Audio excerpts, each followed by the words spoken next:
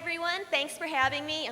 Thanks for putting this on. I'm so happy to see so many people out here, and thanks to all of you for coming out.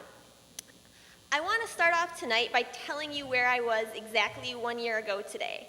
A year ago today, I was in Terre Haute, where I live now, standing in front of the courthouse and participating in a tea party.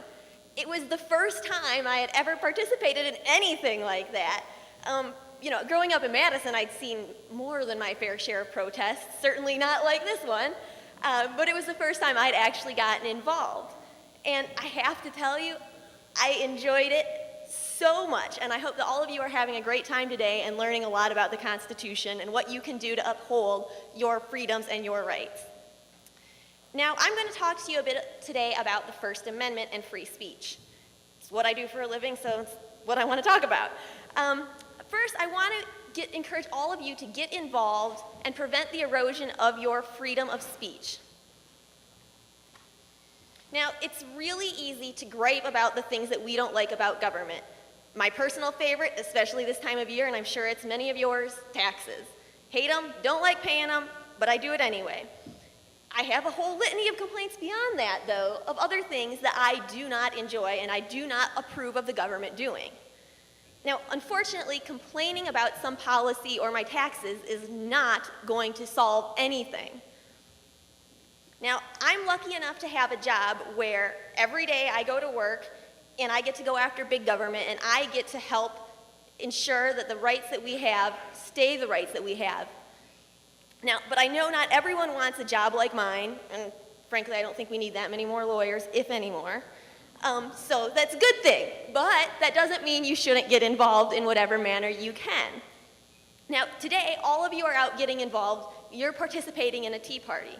You're showing your support for the ideas supported here, and you're making your voice heard. You're a visible reminder of the things that we want to uphold in this country and the problems that we are facing. But coming to a tea party, while it's incredibly important, is not by itself going to solve the problems that we all can see. Now, you've heard it already today, and you're going to hear it again, but don't let your involvement end with coming to a tea party.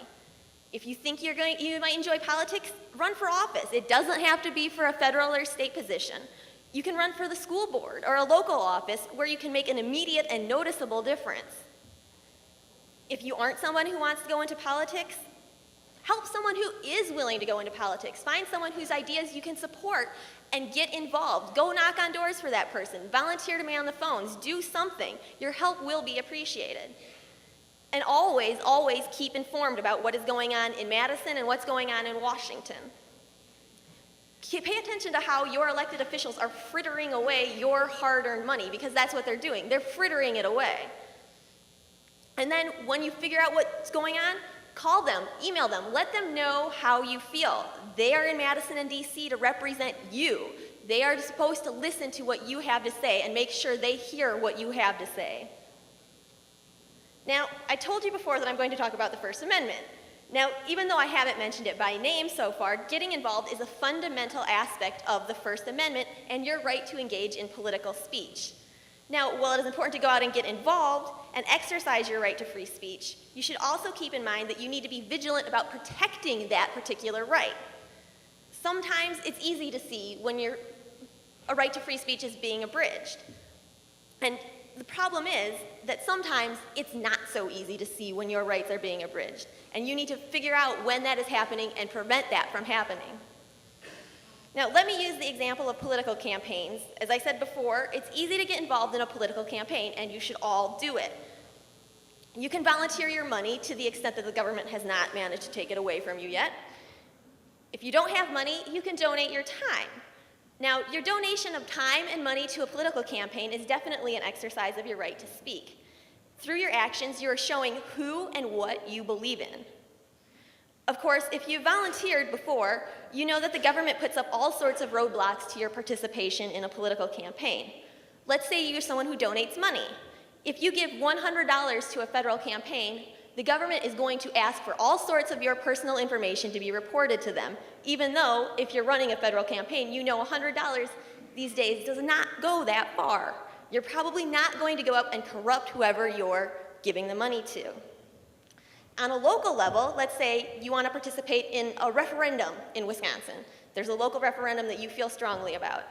Now, as soon as you spend a very small amount of money, I believe it is $25, the state of Wisconsin considers you a committee, and you then have to comply with all sorts of regulations, including reports on a regular basis, even though you may only spend $25. And I don't have to tell you that $25 is not going to get you very much of anything in a campaign these days. Now, if you're running for a political office and not just volunteering, the roadblocks to participation are more like bridges out. They're not roadblocks, they're much worse than that. A candidate has to jump through a seemingly endless series of regulations involving the financing of their campaigns just to participate in the political process.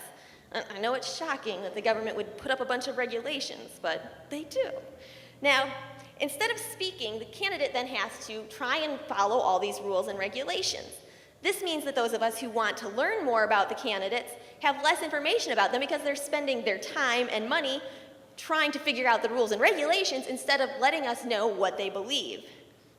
Now, a candidate can deal with this problem by hiring lawyers and helping them sort all of this out, but then the money that you're giving them is not going to the candidate and getting their views out there, but going to lawyers like me and, Mexican vacations. And I'm sure you would rather keep the money and go on your own Mexican vacations, and I would rather use my time as a lawyer to do something that doesn't involve trampling people's freedom of speech.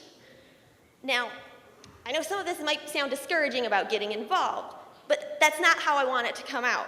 I want it to be an example of somewhere where you think you're being able to involve yourself completely in the freedom of speech and political speech, but you're not.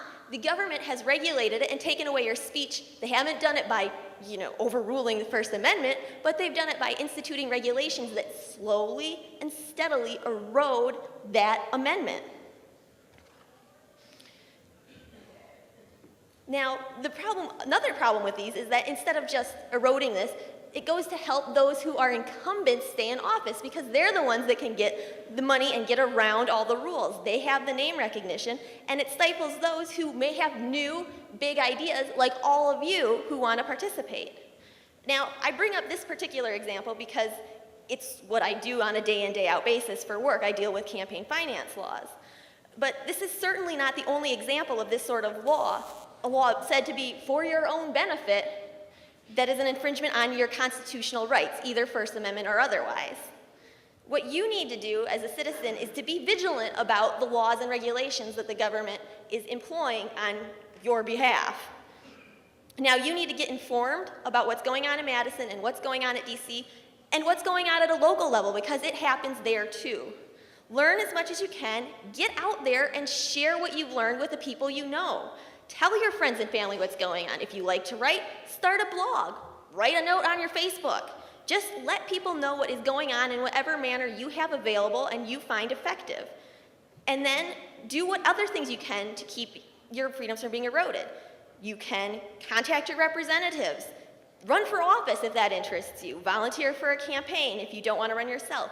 Get out and vote in November and make sure that you get to elect the people that will best represent your interests. Just do something. If you don't do something, you're going to lose your ability to do anything in the future. If you don't do something now, you will